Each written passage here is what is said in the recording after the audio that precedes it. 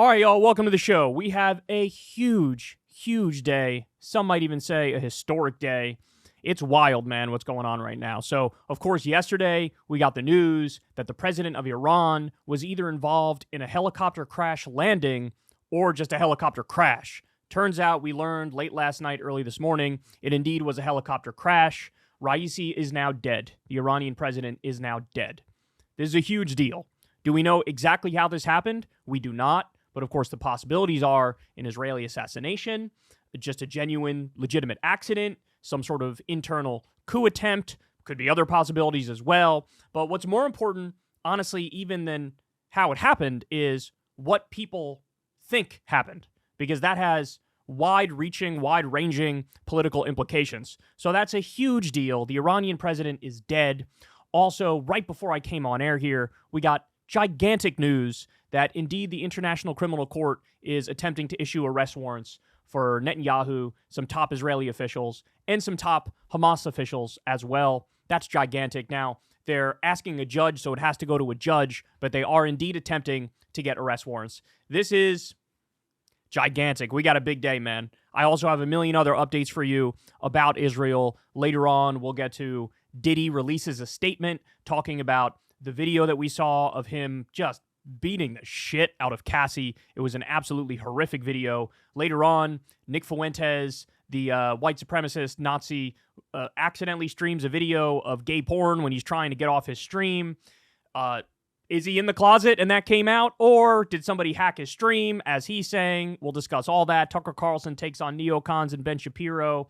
And just much more. So everybody do me a big favor. Subscribe to the channel. Helps out massively. Costs you absolutely nothing. And a huge thank you to everybody who supports this channel on Patreon. Because we couldn't do it without you guys. Remember, I've never talked to an advertiser. So if you're so inclined, it would mean the world if you help out this channel, pay $2 a month or $5 a month or whatever it may be, however you can help. Because again, I've made a point of never doing any ad reads or any bullshit like that, and I wouldn't be able to do that without your guys' support. All right, so let's go ahead and dive into it, man. We got a big day. So look at this. This just happened right before I came on air here. The International Criminal Court prosecutor seeks arrest warrants for Israel's Netanyahu and Gallant, and Hamas's Sinwar, Haniyeh, and Daif. So 3 top Hamas officials, they're charging with war crimes, and 2 top Israeli officials, they're charging with war crimes. Gigantic news, super important news. Now, look, to be clear, I would have gone further vis-a-vis the Israeli leaders. I don't think 2 people is sufficient on the war crimes charges. I think there's probably about a dozen that you should be charging on this front. But look, I'll take a W when and where I can get it. Okay, so here I'm going to play a little bit of this video here for you. This is the International Criminal Court prosecutor, Karim Khan, and he came out and said the following. I can also confirm today that I have reasonable grounds to believe, on the basis of evidence collected and examined by my office, that Israeli Prime Minister Benjamin Netanyahu and Minister of Defense Yoav Gallant bear criminal responsibility for the following international crimes committed on the territory of the State of Palestine from at least the 8th of October 2023. The crimes include starvation of civilians as a method of warfare, willfully causing great suffering, serious injury to body or health or cruel treatment, willful killing or murder, and intentionally directing attacks against a civilian population, as well as crimes against humanity of extermination and or murder, persecution, and allegations of crimes of committing other inhumane acts. Extermination. So they're not playing, bro. They're saying, yeah, you're trying to exterminate them. We see it. You've said it. So by the way, this video goes on. You can go watch the whole thing if you want. It is surgical. Look, it's not like what I do on this show. I give my opinion. I give facts, but I also give my opinion, and I sort of lay it out and use a lot of rhetoric. This is just dry, factual retelling of all of the crimes that they committed. It's mind-boggling. And little pro tip to Israel, if you're going to commit a genocide, probably not a good idea to go out there and be like, we're doing genocide. Tends to backfire on you. Okay, so to give you a little bit more information on this, again, the charges are against Netanyahu, Defense Minister Yoav Gallant. I think he's one of the guys who we had a quote from him early on, basically saying there are no civilians in Gaza. They're all just as guilty as Hamas. Okay, well, you just admitted you're doing collective punishment, which is a war crime.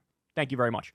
And then Hamas leaders as well. Like I said, the Hamas leaders we listed here, it is Sinwar, Haniyeh, and Daif. Now, by the way, it was kind of up in the air whether or not they were going to charge the Hamas leaders, not because they didn't commit crimes, but more because it's the International Criminal Court, and usually they'd go after internationally recognized governments, and in this instance, they're not necessarily an internationally recognized government, even though most of the world wants them to be, even though the UN says there should be a free and independent state of Palestine. They're not officially and technically that, so there's a question as to whether or not they had the ability to charge them. But look, I must say, I'm happy that they charged them as well. Because to me, and this is all that should matter to anybody, if you're committing the war crimes, if you're violating international law, I don't care about the backstory. I don't.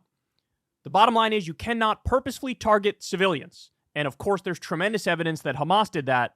And there's tremendous evidence that Israel did that even more than Hamas did, which is crazy. But they're both war crimes, and so you should throw the book at both of them. So Israel's leadership is being charged with starvation, causing great suffering, willful killing and murder, directing attacks against the civilian population, crimes against humanity of extermination and murder, and persecution, and other, I think I'm supposed to say, inhumane acts. Guys, again, it's all documented, right? It's all on video. The IDF posts videos of their war crimes on a daily basis. We've had, over 200 humanitarian officials who've been attacked by Israel. None of this stuff is an accident. It's all on purpose. So I'm really glad to see that at least some people are attempting to get justice in this instance. Again, like I said, though, I would have gone further vis-a-vis the Israeli government.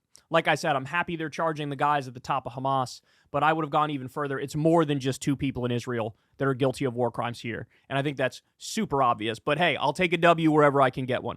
Okay, so let me give you some more updates here. This is from Sky News. Starving children and adults are dying, and they're the size of a skeleton as they die.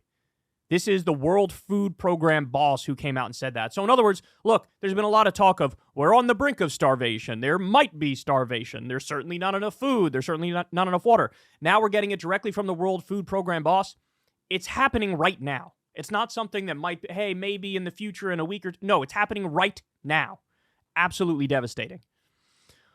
An Israeli airstrike targeting a house in a central Gaza refugee camp killed at least 27 people. Now, by the way, let me be clear. This is not any of the other 23 times that we brought this up. This is a new example of an Israeli airstrike that targeted a house in central Gaza in a refugee camp and killed at least 27 people. By the way, totally unsurprising, but mostly women and children. So this is also reported by the Associated Press. And the civil defense suggested the death toll was even higher than 27 people. How many times have we seen it, y'all? Do you remember early on in this when the IDF struck a refugee camp and killed about 200 people? And then an IDF spokesperson went on CNN and said, yeah, we did that to get one Hamas guy. And even the Zionist Wolf Blitzer was flabbergasted by that and was like, you killed 200 people to get one Hamas guy? And they were like, yeah. It's insane what we're witnessing. So this is crazy. In Haaretz, 18 Palestinian shepherding communities have been recently erased in the West Bank. This one might be next. So, in other words, there are pogroms going on in the West Bank. And remember, the West Bank has nothing to do with what happened on October 7th. The West Bank is governed by the Palestinian Authority, or Fatah. Gaza is run by Hamas. Israel says, hey, Hamas is our enemy. Okay, then why are there pogroms now against Palestinians in the West Bank? And in this instance, against shepherding communities. Now, I got to show you this as well. Guys, I have to admit, I was floored by this. I can't believe I'm going to say these words, but I'm going to say it. Credit to CNN for this here. Because remember, we were all just screaming our asses off, if that's a thing. Apparently, we just made it a thing. About, hey man, at all these pro-Palestine protests on college campuses, it's the Zionists who are being violent. The pro-Palestine folks are setting up encampments and sitting around and singing Kumbaya and maybe taking over some buildings by copying anti-Vietnam War protests. But there's no violence on the side of the pro-Palestine protesters except some made-up instances like that girl who claimed she got poked in the eye with a Palestinian flag. She didn't. It was on video. She's a liar. So in comes CNN. Even Zionist Anderson Cooper, they covered this segment about how, hey man, here are the people who did the violence at UCLA. And it was pro-Israel folks. It was Zionists. Here, take a look. On one particular night at UCLA, some counter-protesters attacked a pro-Palestinian encampment. Our Kim La has been investigating who some of those counter-protesters were. Here's her report. This is the worst violence of any of the ongoing college protests. UCLA, where counter-protesters used sticks and boards against a pro-Palestine encampment. It was more than 3 hours of unrestrained violence the night of April 30th that led to injuries and bloody scenes as campus security and law enforcement allowed it to continue. They were there spraying, they were there pulling barriers, and they were there to very clearly do some serious harm to the students who were on campus. Who are the most aggressive offenders? A CNN investigation of hundreds of videos from multiple sources shows many of them are outsiders, not UCLA students. Among the people who showed up that night, far-right with no apparent connection to the Middle East war, others driven by Israel beliefs. Among them, I don't know if you heard that because it glitched a little bit, but she said the people who were doing the violence were driven by pro-Israel beliefs. Okay. He strikes a pro-Palestine protester with a long white pole. Assault. And is part of a mob that pummels the man as he falls to the ground. Stop. Where are the arrests? Where are the charges? Where's the media outrage? We know that in the week following this, every mainstream media organization was screaming about how violent the pro-Palestine protesters were, even though it's not them and they were the victims. He's seen in multiple videos wearing this white mask, striking the barriers, throwing objects into the encampment. Without his mask, we see who he is. 18-year-old Idan On of Beverly Hills, a senior at a local high school. Come inside to the kitchen. How do I get inside? I spoke with his mother. Hi there. Are you Sharon? Hi. How are you? Hi. Let me introduce us. She did not want to be on camera, but quickly identified her son from this picture at UCLA that night. She described in detail how her son found the mask and pole on the ground and said he was defending himself in this fight. On her Facebook page, Idan On's mother posted and circled a screen grab of her son from a local TV station. She wrote in Hebrew, Idan went to bully the Palestinian students in the tents at UCLA. Idan's mother and father proudly support Israel and defended their son's actions at UCLA, saying he is heading to Israel to join the IDF. So after beating up some pro-Palestine protesters, he's going to go join the IDF and partake in the genocide. She texted to say Idan denies being at UCLA. Older men were also at the front of the violence. Tom Bibi recorded pulling bike racks, plywood, kicking protesters, throwing cones at the students in the encampment, water bottles at protesters, and yelling expletives. We went to ask Bibian why he'd gone to the campus that night. Hi, you're Mr. Bibian. Yeah, can you turn that off? You don't have permission to record me. Bibian was wearing the same jacket he had on in the video from UCLA. He's a Los Angeles resident, age 42, seen at a 2022 pro-Trump protest outside the Los Angeles FBI office. He did not want to explain why he's on video doing this. You're being a little rude, and I'm going to call the police if you don't leave. Sure. Okay. We identified not just Tom Bibian, but other older men who have no apparent affiliation with UCLA. Here comes the Jew song, man. Cover your ears. The man who is live streaming, Narek Polyan, appears to be a persistent agitator who posts anti-Jewish tropes on his social media account. Wait for it. But at UCLA, he stood with the pro-Israel crowd. Well. Would you look at that? It's only the exact dynamic that every pro-Palestine person on the left has been screaming exists for the longest time, and we were called crazy. You mean outright, flagrantly anti-Semitic folks who are siding with Israel in their genocide of the Palestinian people? Well, what do you know? I hate to say it, but I was expecting us to start working on an obituary the next day, because I thought something that serious would happen to the students in the encampment. King Law joins me now. It's still stunning to me that the police, I mean, there seemed to be some police around, but clearly didn't seem like police really moved in very quickly at all to stop this. You can clearly find these people. What's law enforcement saying they're going to do, or if anything? Yeah, that's a very good question, and we actually asked them. We went to the key law enforcement agencies. We started with UCLA Police Department. We reached out to them via email, their office line, text messages, cell phones, and despite our numerous attempts and very specific questions, we did not get any response, a clear response about their response that night or any follow-up investigation. We also reached out to the CHP and LAPD. They referred back to the UCLA Police Department. And back to your question, Anderson, I mean, we did identify not just the folks that you saw in the story, but additional people. You'll see them in that story that we'll post tomorrow. tomorrow morning on CNN.com. So let's be clear about what happened here. CNN in this instance, and credit to this reporter, man, she did a phenomenal job. They actually did the job that law enforcement should be doing. They found the assholes who committed the violence at the protests. They identified them. They questioned them. They did a full breakdown. Then they go to the police and say, hey, if we're all concerned about violence at the protests, here are the violent ones. Here are the criminals. Here are the ones that are the problem. And what happens? Law enforcement, absolute fucking crickets. They don't give a fuck. Why do they not give a fuck? Because the violence is coming from the side that they agree with. That's the reality. The violence is coming from the side that is lined up with the establishment. By the way, I love the irony of one of those guys being a massive Trump supporter. And then, oh, would you look at that? He's protesting on the side of Joe Biden. Joe Biden was also castigating these protesters, calling them all sorts of names, saying they were anti-Semitic, saying they're on the side of Hamas. And it turns out this pro-Trump loser is exactly with Joe Biden on this. So the reason why you're not going to see arrests, and the reason why the narrative isn't going to shift to blame the Zionists, is again because it goes against the status quo, it goes against the conventional wisdom, it goes against the position of the establishment, because they all forgot the question, but the answer is blame the pro-Palestine folks. Call them every name in the book, say that they're terrorist supporters, say that they're anti-Semitic. We saw the meltdown, we saw it on MSNBC, we saw it on CNN, we saw it on Fox News, it was everywhere. But here, after the fact, CNN comes out with a report. Oops!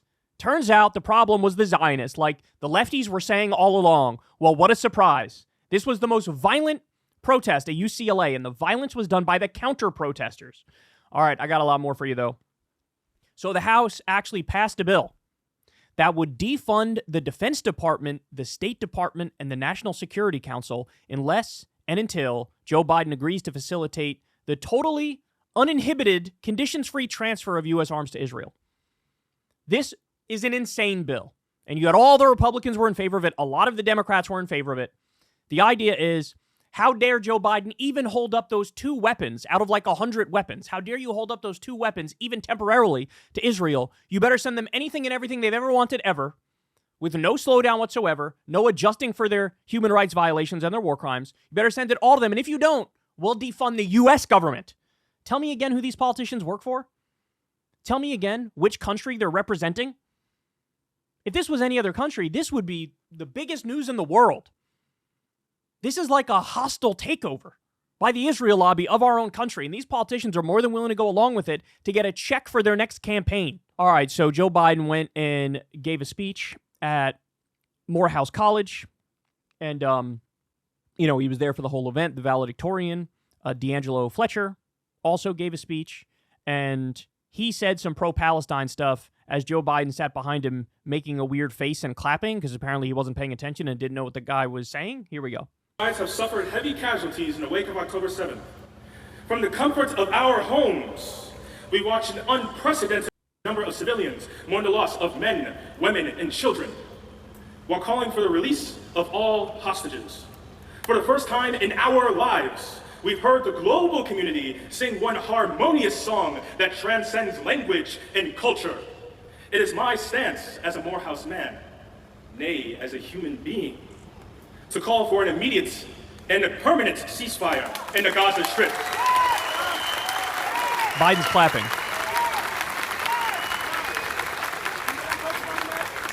Hear the people of this world. Sing the song of righteous justice. So Biden was clapping. Either he didn't hear exactly what he said, or he's lying. Because he said an immediate and permanent ceasefire. When Joe Biden talks about a ceasefire, he for sure doesn't mean permanent. He means temporary. All right, more. So Biden goes out there, and Biden says the following in his speech. But also know, some of you ask, what is democracy? We can't stop wars that break out and break our hearts. In a democracy, we debate and dissent about America's role in the world. I want to say this very clearly. I support peaceful nonviolent protest. Your voices should be heard.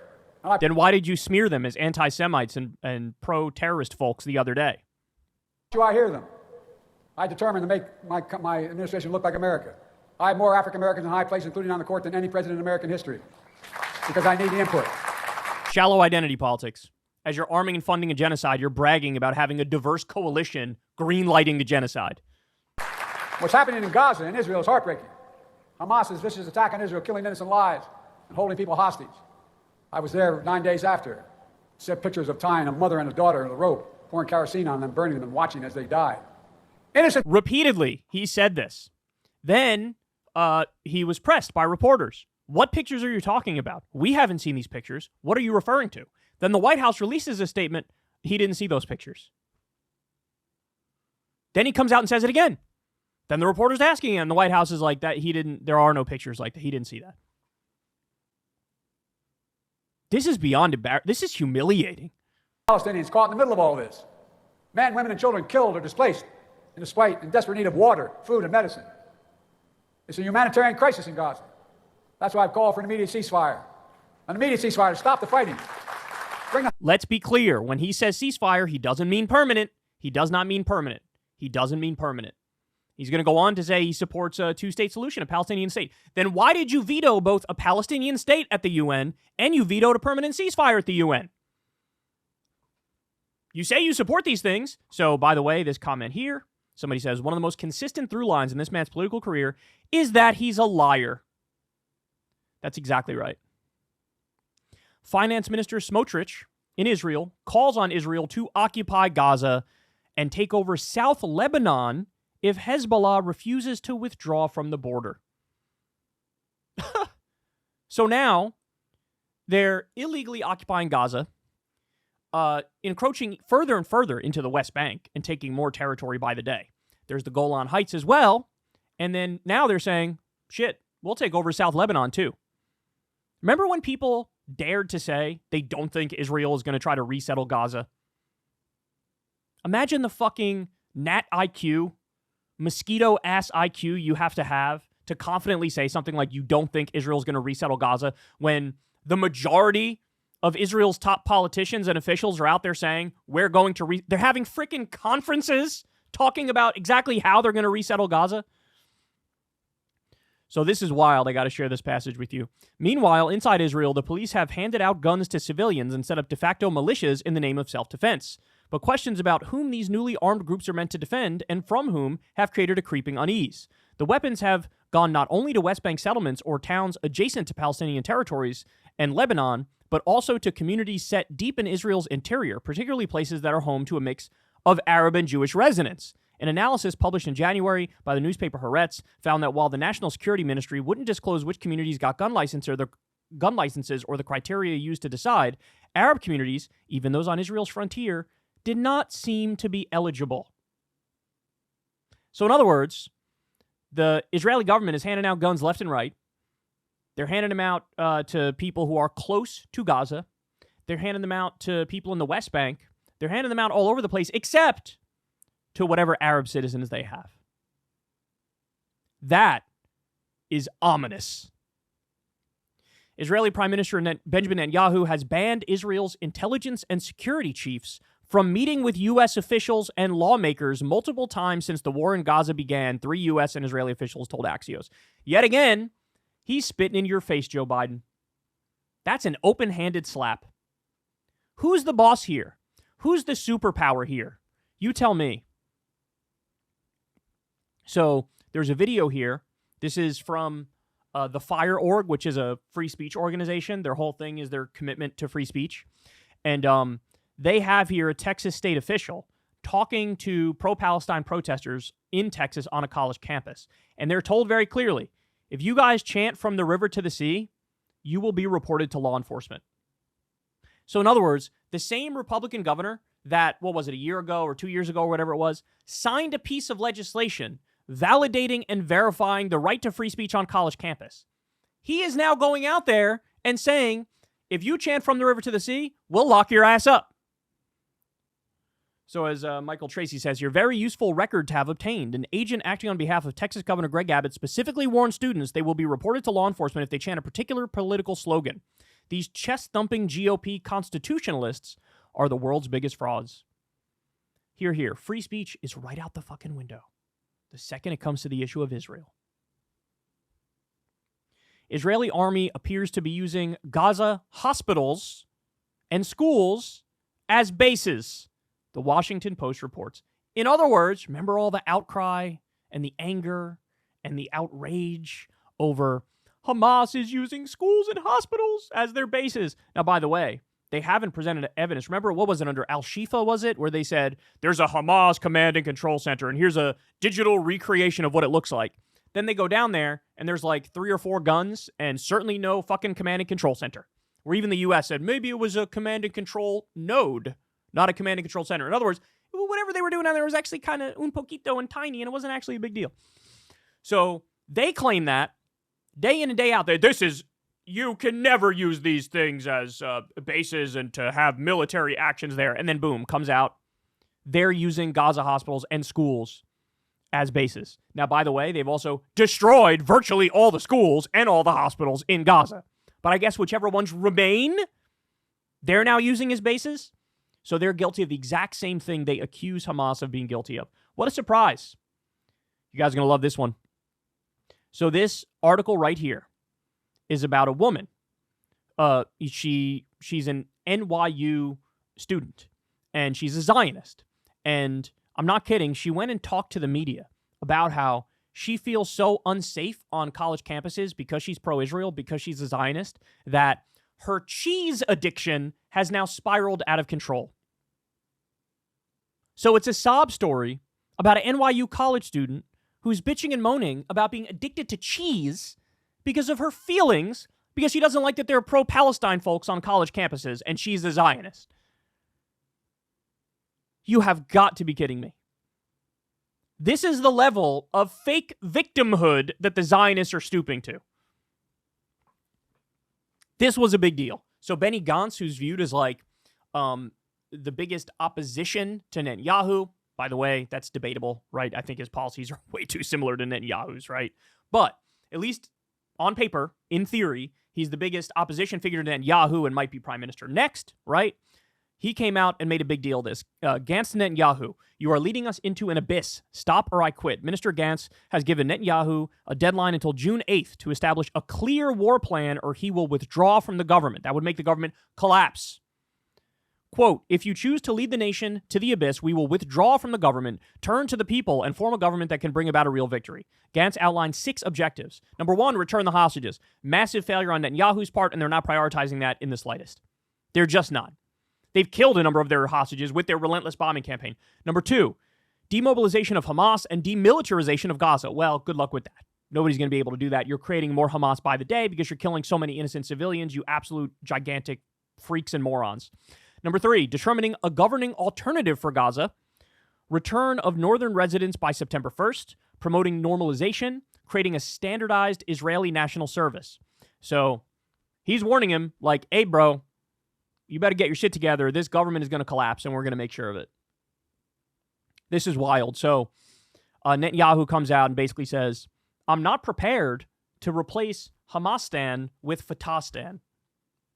So in other words, one of the most pragmatic policy solutions to what happened here is, if you really are insisting, okay, Hamas can't govern anymore in any way, shape, or form, what you do is you grant authority of Gaza to the Palestinian Authority, or Fatah.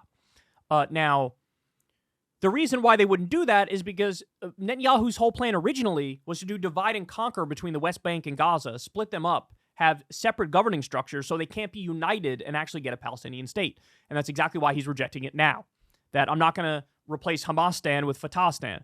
Well, I got news for you, Benjamin Netanyahu. If Fatah isn't good enough for you, you know there's no Palestinian group that is good enough for you. Because the knock on Fatah, or the Palestinian Authority, is that they are collaborators with the occupier, that they basically are the bitch of Israel, to put it in very blunt terms. And so if you're saying even our bitch isn't a bitch enough, what you're saying is what everybody knows you're saying. We want to do an ethnic cleansing, and we want to do a genocide, and we want all the territory, and that's the end of the conversation. So if you're letting that be known, well then there is no reasonable solution, and you are not a partner for peace in any way, shape, or form. So to come out and say this is wild, because the most pragmatic, this is something that the U.S. floated early on as, hey, maybe we could do this, is let's have Fatah take over Gaza as well as the West Bank, and then you have somebody who you can work with, right? Well, he's making clear, I don't want to do that. I like this comment here. Which other leaders are allowed to casually deny the sovereignty and self-determination of other nations, justify occupying them, and characterize them in such racist terms without facing widespread censure in the Western world? This is really interesting. So India is sending weapons to Israel to help it carry out the genocide.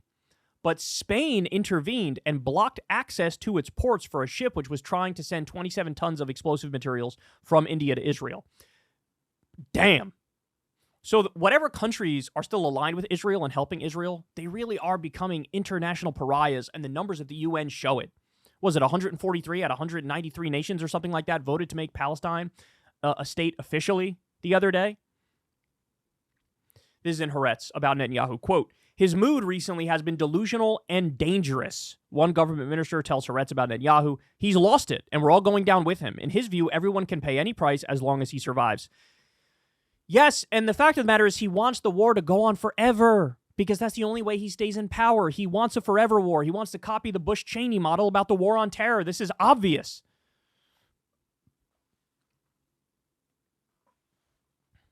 So there's a video here of an Israeli occupation soldier emptying their ammunition by indiscriminately shooting at a mosque in Gaza. So this is wild, too. Alexandria Ocasio-Cortez reached out to If Not Now and Jewish Voice for Peace, which are two groups that are leading the fight to be pro-Palestine and to protect their human rights and to stop the genocide. I think they're Jewish-led organizations. They're trying to stop the Zionists from wiping out Palestinians. AOC reached out to them and basically prodded them, hey, man, Biden cut off some weapons. Now, by the way, a lot of people are pretending like he cut off all weapons. I don't know where the fuck that came from. He didn't. It was like a handful of weapons out of like 100 different kinds of weapons. It was total virtue signal. It was obvious from the beginning what it was. And it was obvious he was going to go back on it, as he did. Remember when he sanctioned the illegal Israeli settlers? And then like a couple weeks later, he rolled back the sanctions. They were virtue signal sanctions anyway, and he couldn't even follow through on those. So she was like prodding them to, hey, release a statement in support of him and stuff because, this is a big deal and it's a big step. And there's this article that was written, the pro-Palestinian movement finds its footing as Biden inches left. My ass cheeks. It was always a virtue signal. Look, I get it. Trump is an existential threat. Trump is a danger. Trump would honestly probably be even worse on the issue of Israel. He's broadcasting that Biden's too far left and he's anti-Israel and he's pro-Hamas and I'll support Israel even harder. All that is true. But don't lie. Don't go out there and lie and pretend like, oh yeah, Biden is now a crusader trying to help Palestinians. Like, shut up. That's such fucking bullshit. And this is that, like, total insider brainworms. Oh, change things from the inside. Well, how's that fucking working? And you're trying to use your credibility to get these pro-Palestine groups to embarrass themselves and give Biden credit for some shit he doesn't deserve any fucking credit for because it's just a PR virtue signal? Oh, my God. This is interesting. Listen to the framing of the question and how biased this is. Do you agree or disagree with those who have called Israel's military response to the Hamas terrorist attack that killed over 1,200 Israelis a genocide? In other words, they bias that massively pro-Israel. They're saying it's a response, and they're saying it killed over 1,200 Israelis, and they're asking, even given those facts, would you call it a genocide? Agree 40%, disagree 39%. Even when you bias the question as much as possible in favor of Israel, it's still a plurality that says, yeah, Israel's committing a genocide. You can't even bias the question in a way now, which makes it so Israel has a majority. Devastating. That means everybody sees the videos of the children being pulled out from underneath the rubble and people fucking starving to death and humanitarian aid groups being bombed relentlessly. Everybody sees the videos. You can't hide it anymore. Israel, the mask is off. You're acting like fucking Nazi Germany and everybody sees it. This is wild. Guardian article. The complete humiliation of Joe Biden. Israel blocks aid through land checkpoints. U.S. Navy builds a pier to deliver aid from the sea. Netanyahu fights Joe Biden on the beach and stops that aid too. And still Biden sends him bombs to rain down on Rafah. So in other words, they were like, oh yeah, we finished that. Remember that goofy-ass pier? Oh, we're going to do a pier to get the humanitarian aid in. The problem is that Israel's blocking the fucking aid. You don't need a new pier in order to get it through. You need to make Israel let it through. No, they built the pier. Then they go to deliver it through the pier. It's still being blocked.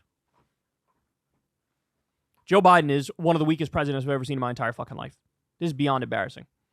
So Kirby says protest activity is a challenge to the flow of aid into Gaza. So not only is it the Israeli government blocking the aid, you also have insane Zionist freaks who are blocking the humanitarian aid from getting in. Other crossings are open, but there's been challenges with getting some of that aid through those crossings, particularly protest activity on the Israeli side. And those delays, those problems have got to be solved. And I have no doubt that Mr. Sullivan will raise those issues as well when he's over there. No, they don't deserve it. What I care? Kill them. I don't care. Guys, I can't reiterate this enough. They are bragging and showing the world that they're blocking food and water and medical equipment to a civilian population. They are so high on their own supply that they're showing the world and acting like they're heroes. You guys are historic monsters. You guys are literally like the Nazis. Biden's support for Israel's war in Gaza might be costing him votes, but it's playing well with his top donors. You don't say. Over a third of Biden's top $900,000 donors made statements or gave money to groups supporting a pro-Israel U.S. foreign policy in the Middle East. So if you wonder why he's still so supportive of Israel and sending them so much money and so many weapons, even at this late date, as they're very obviously committing a genocide, this is the reason why. Look, he's ideologically a Zionist. There's no doubt about it. But I honestly think he would probably try to save his political ass if he didn't have these extra pressures moving him in a right-wing direction, moving him in a Zionist direction. I think a lot of it has to do with the money. So this is wild. Here we have Billy Graham. You know, he's a famous evangelical preacher, sitting with Mike Johnson, the Republican Speaker of the House. Listen to the way they talk about Israel. Listen to the terms this is spoken about in. What we see in Israel is just what's being prophesied in Scripture. When my father was in Bible school, back in the 30s, they talked about the nation of Israel and the rebirth of the nation. And as young Bible students, they were looking at each other, I wonder when that's going to happen. Right. And then, of course, after the Second World War, we were at Auschwitz. You were there just this last year. And when people came out of those camps, they couldn't go back to their homes, Greta. And they went back to Israel. And the nation of Israel was reborn, and the language that had been dead for 2,000 years was reborn. And you go to Israel today, everybody speaks Hebrew. They read Hebrew, they write Hebrew. And all of that was foretold in the scriptures. The prophets said that the nation of Israel will be reborn. And so we look at all this. God's in control, Greta. And God's directing things, I believe, according to his plan or to his purpose. And of course, we live in a fallen world.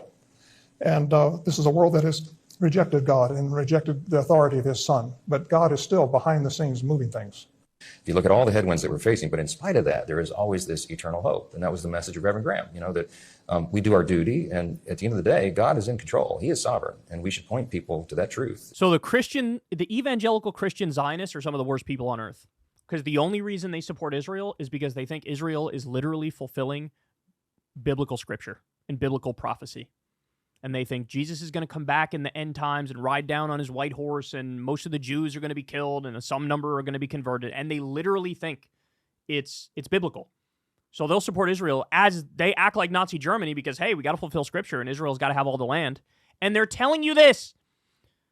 We're ruled by total delusional idiots and freaks. Netanyahu, he comes out and says a very similar thing, talking about, religion here. He says, campus protesters don't understand that King David declared Jerusalem the eternal capital of the Jews 3,000 years ago. Hey, Sam Harris, Richard Dawkins, where you at? Where you at?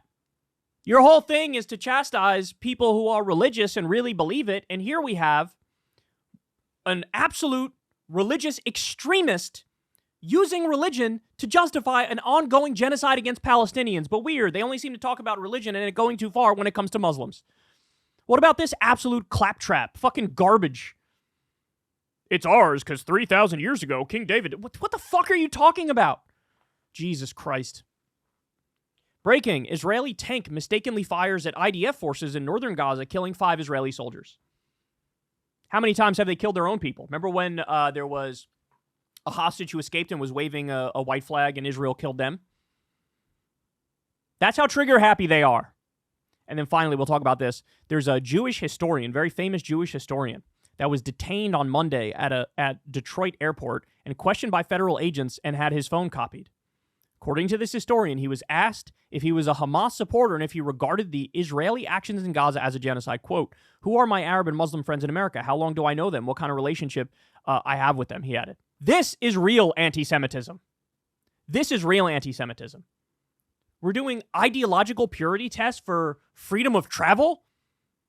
Jesus Christ, man. This stuff is beyond dark, bro. You see it all. But the silver lining here is we finally got some movement when it comes to arrest warrants for Netanyahu and Gallant. There should be more, but I'll take it for those two. I mean, look, the big thing is going to be how does the U.S. respond, right? Are they still going to go out there and pretend like, yes, international rule and law and order and human rights and all that stuff? Are they going to Are they going to humiliate and embarrass themselves and go after the ICC for them doing their job? Or are they going to do the right thing and be like, the law is the law? Will this make them cut off the weapons or slow down the weapons? That's yet to be seen. But, guys, it has never been more over for the myth that the U.S. cares about human rights and freedom and justice and international law. But I love how this puts Biden in a super tough position because you can't pretend anymore. There are now war crimes arrest warrants in the works for your top ally, for your boy. What are you going to do about that, bro? Hey, y'all, do me a favor and like and subscribe. It helps out big time in the algorithm. Click the bell as well for notifications when videos drop, and watch that video on screen right now. You know you want to.